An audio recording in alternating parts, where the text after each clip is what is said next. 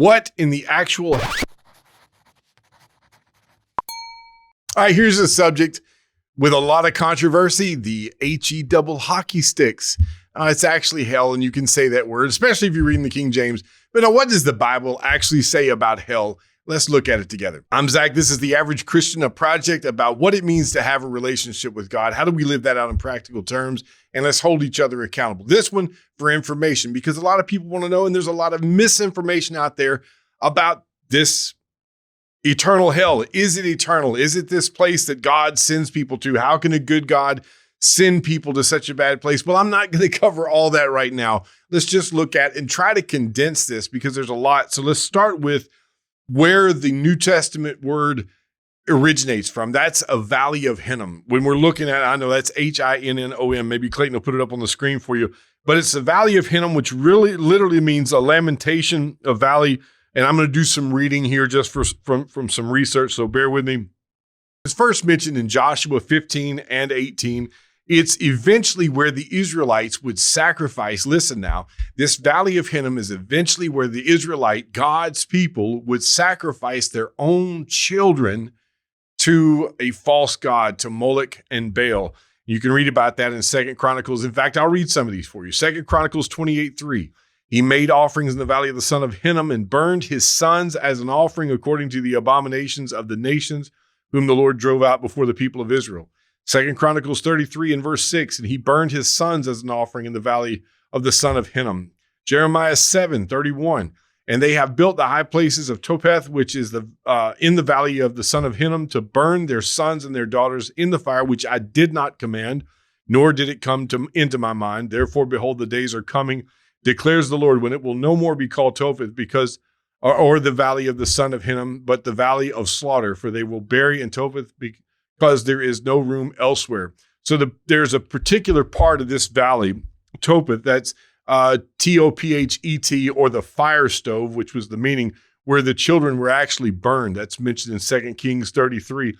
And so after the exile, when the Israelites, the Jews were taken into Babylonian captivity, once they came back after that exile, in order to show their hatred for this locality, the Jews made this valley the receptacle of where they would burn bodies, burn dead animals, burn garbage. And it's said in historical reference, said to be a place where the fires were always burning. So it's essentially the most awful landfill you could possibly think of. So when you come to the New Testament and you have this Greek word, which I don't often reference, and you don't have to have this great education to understand some of these basics, but you have this Greek word pronounced Gehenna that's translated into the word hell.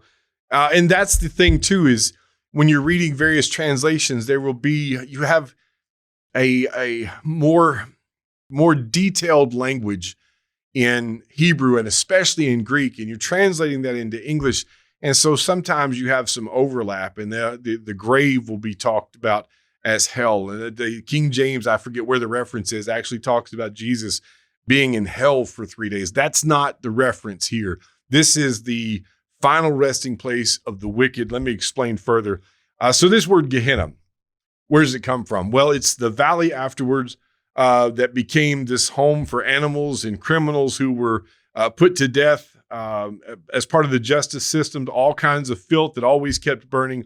And the Jews associated this valley with two ideas, that of suffering of victims that had been sacrificed and that of filth and corruption. So this is the place that's renowned for people actually going so far from God that they were burning their daughters and their sons alive to offer to this false god.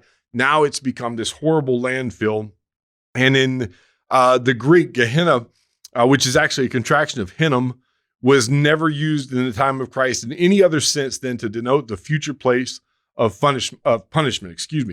It became thus, to the popular mind, a symbol of the abode of the wicked hereafter. It came to signify hell as the place of the wicked. It might be shown by infinite examples that the Jews expressed hell or the place of the damned by this word. All right, that's the Greek word that's pulled from this Hebrew concept. That's why I explained all that.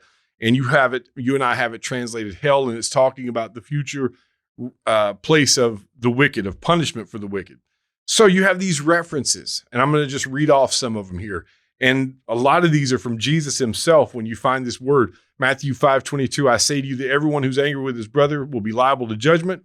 Whoever insults his brother will be liable to the council. Whoever says you fool will be liable to the hell of fire. Matthew 5:29, it says that for it is better that you lose one of your members, that's your body parts, than that your whole body be thrown into hell. They're referenced in Matthew 5:30, Matthew 10:28. Do not fear those who kill the body, but cannot kill the soul. Rather, fear him who can destroy both body and soul in hell. Matthew 18:9, and on through Matthew and Mark. Mark chapter 9 and verse 43. If your hand caused you to sin, cut it off. It's better for you to enter life crippled than with two hands to go to hell, to the unquenchable fire. See, they already had that concept in mind, and people now debate whether or not eternal punishment is actually eternal, or if it's just a one-time punishment and then it's over. Mark 9:45, if your foot causes you to sin, cut it off. It's better for you to enter life lame than with 2 feet to be thrown into hell. Chapter 9 and verse 47, Luke 12 and verse 5, James 3 and verse 6, the tongue is a fire, a world of unrighteousness. The tongue is set among our members, staining the whole body, setting on fire the entire course of life, and set on fire by hell. That's the same word translated there. It is a place. You need to know this. A lot of people don't understand this. It was not designed, hell literally was not designed for human beings. Matthew chapter 25 and verse 41, then he will say to those on his left, depart from me, you cursed, into the eternal fire. There's that eternal part once again, prepared for the devil and his angels. When you go to Revelation chapter 20, there is a lot of symbolism there. But here it's talking about the end. In Revelation 20 and verse 10, the devil who had deceived them was thrown into the lake of fire and sulfur, where the beast and false prophet were, for they will be tormented day and night forever and ever. There's that eternal concept again. Revelation 20, continuing on in verses 14 and 15. Then death and Hades were thrown into the lake of fire, because there's no more death, no more Hadean realm or waiting place. They were thrown into the lake of fire. This is the second death, the lake of fire. And if anyone's name was not found written in the book of life, he was thrown into the lake of fire. How about Revelation 21 and verse 8? But as for the cowardly, the faithless, the detestable, as for murderers, the sexually immoral, sorcerers, idolaters, and all liars, their portion will be in the lake that burns with fire and sulfur, which is the second death. And here is the absolute worst part of hell. 2 Thessalonians chapter 1 and verse 9. See if you catch it here. Actually, I'll start in verse 7. To grant relief to you who are afflicted, as well as to us, when the Lord Jesus is revealed from heaven with his mighty angels in flaming fire, inflicting vengeance on those who do not know God and on those who do not obey the gospel of our Lord Jesus. They will suffer the punishment of eternal destruction. There it is again, for those who think that this is not eternal, away from the presence of the Lord and from the glory of his might. Did you catch the worst part of hell? Away from the presence of the Lord. You have no God anymore. What this means is this is permanent punishment. Grace and mercy exist, but for a time, and Jesus will come back. And the only reason anyone will end up here, a human being, a soul will end up here, is because they choose this. Not because God designed it, not because God's playing games with people or likes torturing people or any of those types of things you might have heard. He doesn't want anyone to choose. In fact, that's why he continues to wait to send Jesus back, 2 Peter chapter 3 in verse 9, because he doesn't want any to perish in this second death. And the worst part of hell will be there will be no more praying. There will be no more opportunity. There will be no more God to call on to save any of those things. So what do we learn from this? We learn there was a real valley of Hennem. It ended up being a place where people sacrificed, Jews sacrificed their children to false gods.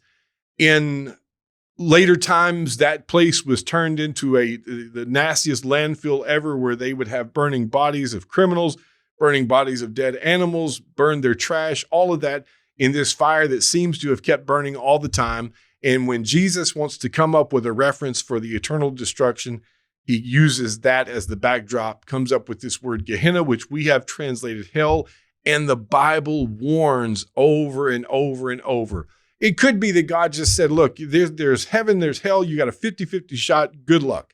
The entire Bible is spent telling you which is the way to God and what it will take to move away from God. And to avoid that, it's warning us against those things. Let me say this one last thing about hell. It's not used as motivation by God. And that's not how we parent, is it? Hopefully you don't parent by always threatening your kids. Now, they know if you're raising your children right, they know there is the threat of punishment. They know about consequences, but that's not how you want to motivate them. You want to motivate them by love. That's exactly how God does as well. Hopefully this at least clears up some ideas about the concept of hell and some truth about it from the Bible. I want to thank you for being with us today. If you're watching on YouTube and you have not already, please subscribe, hit this button below in the corner, hit the notification bell if you want to keep up with future releases. And over here are videos, one that YouTube recommends and one is the last one re-released. For our podcast listeners, thank you as well for being with us today. Please, when you get a chance, subscribe, rate, and review. Please, everybody, share this with somebody else to help them.